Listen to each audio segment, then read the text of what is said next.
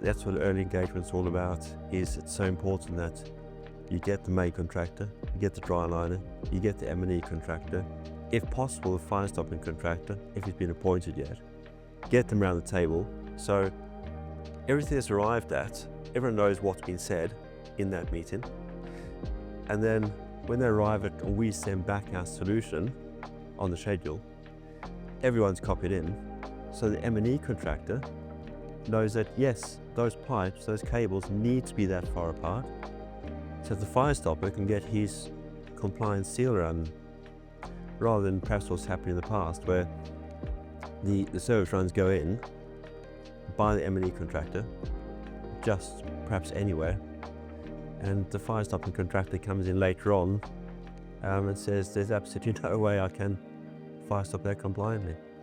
But that's why early engagement is so fantastic, is because everyone is agreeing or knows what's going on right from the early days.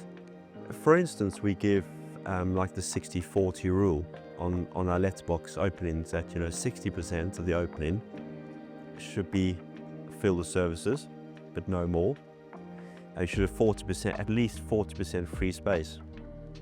And that's really because if you have it fuller than that, you simply can't compliantly fire stop those services.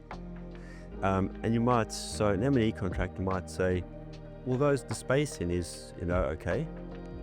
But whereas a fire stopping contractor will say, spacing might be okay, but I can't actually practically get my HPE seal in there.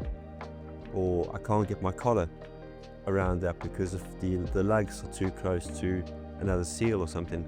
So the spacing is always critical on, for instance, in a letterbox. So the spacing might be correct, but buildability is also a big factor that needs considering. And also what I'd say is never be prepared to settle for either specifying or installing something that's not tested. Wherever possible, and what we always say in our CPDs as well is, as a last resort, is when you'd use an engineer judgment, but you'd always look for something that is tested as a solution for your scenario. Because as we often say, at the end of the day, we have to sleep at night, so we want to make sure we're putting in something that is keeping people safe.